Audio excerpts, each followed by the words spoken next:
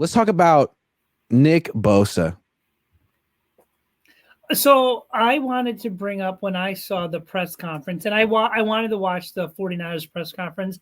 As a 49er fan, it has been very hard to get on YouTube, to watch ESPN, to watch any of these networks, and to see your team.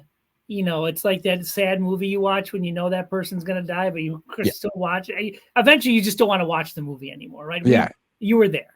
And to me, when I saw Nick's reaction to how Steve Wilks called the game, I remember texting one of my friends and says, guarantee Steve Wilks will be fired this offseason. It happened a lot sooner than I thought. And to me, it's very apparent that Kyle really holds a few players in that tier where he will listen to them. And it became very clear that Nick lost respect for the defensive coordinator. He did not think he was prepared. He did not think that he had the right game plan. The stats may differ on Nick, but it's perception, right? And so Nick essentially, to me, without saying it, was like, I'm done with this guy. And I'm not sure if you picked up on that or got the inkling before that happened. I absolutely did get that inkling. It seemed like Nick Bosa was out on Steve Wilks early on. But to me, like that just sort of covered up for the fact that Nick Bosa wasn't playing his best. Like it's easy for Nick Bosa. Nick Bosa was great this year. He was great with the media. He was really generous with his time, but he didn't play his best. And if I were Steve Wilks, I'd be really upset. Like, man, I took this job and you picked this year to sort of like mail it in. I mean, for your standards, you didn't play that well. Like he's always up to rush the quarterback. So is Chase Young. Those guys give great effort when it's time to rush the quarterback. But all year, when it was time to set the edge as a wide 9 defensive end, none of the DNs did it. None of them. And Nick Bosa set the tone.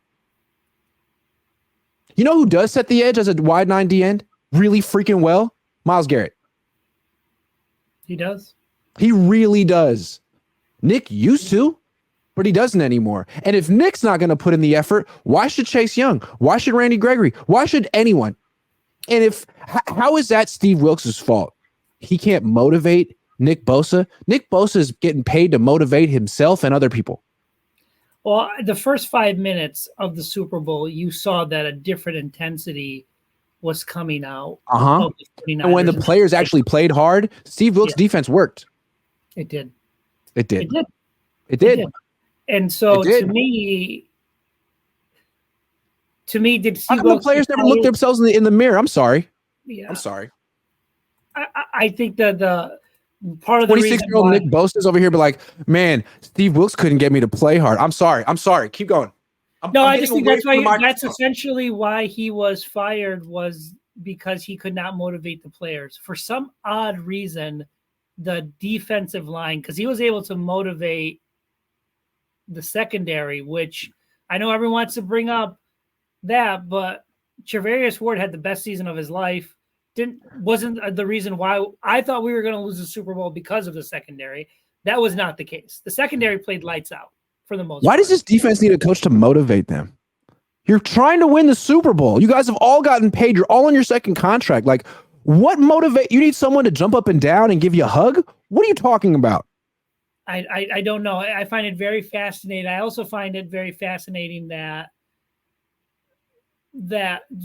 for me, the biggest issue with the 49ers was the defensive line, and they've got Chris, who hasn't changed, but nothing was ever brought. Chris is untouchable at this point. You know what I mean? But the issue with the defensive line was what?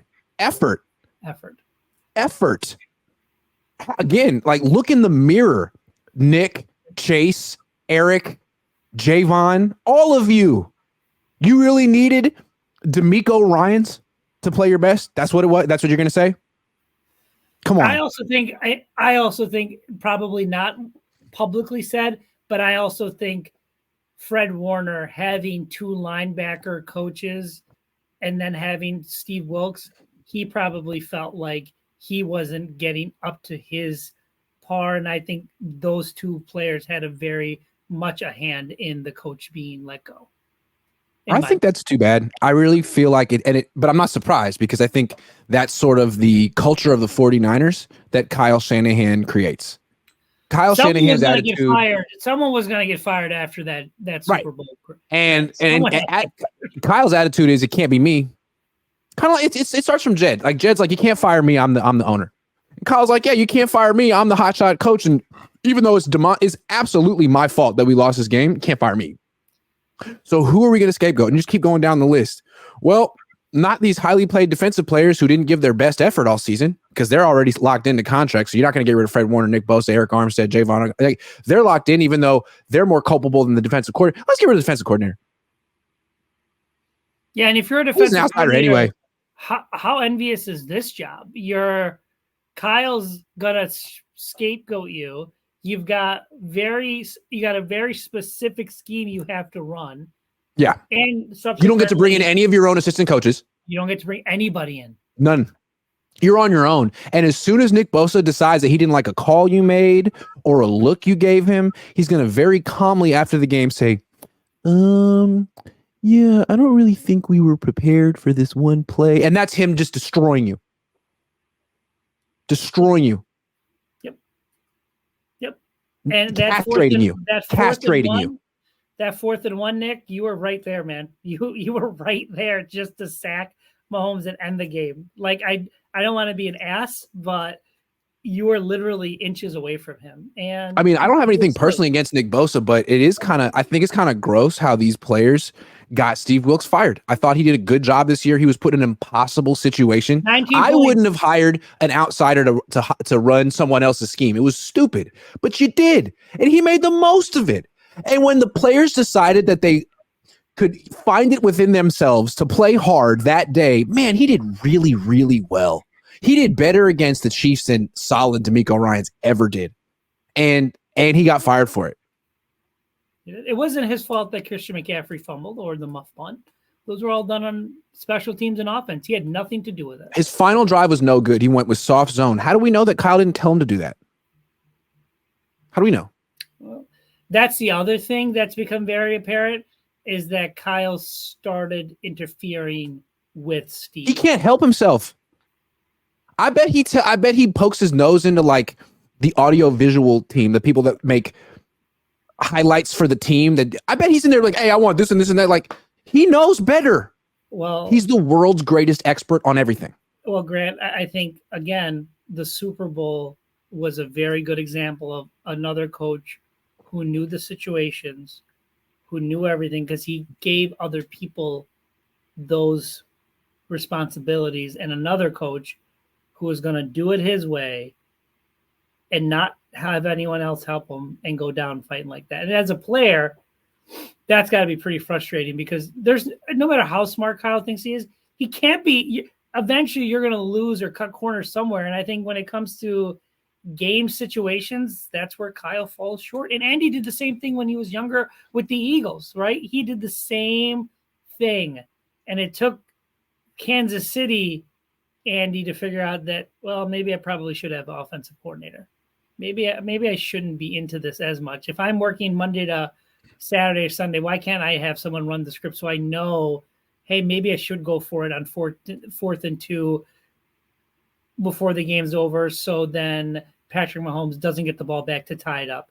Maybe I run the ball on 3rd down and make it a 3rd and 2, and maybe Brock can scramble for 2 yards and we can run out the clock. To me, overtime was never the issue, Grant. It was giving Mahomes the ball in regulation. With that, the Buffalo did the exact same thing. Had they had made the field goal that they missed, they would have given Mahomes plenty of time to march down the field and get a field goal. To me, that was the biggest mistake. Who's running this team, though, to get back on topic? Is it Kyle? Or are there certain players on this team who are more powerful than him? They make more money than him. They have more standing than him. It seems like he keeps it real with everyone except Nick Bosa, Fred Warner, Eric Armstead. Like, there's a group of players on this team that seem to override the coach. And that's kind of interesting. Like, who's running this team? The veteran council? The Cabo crew? Who runs the freaking team? I think because... Does anyone? I think because Kyle is such a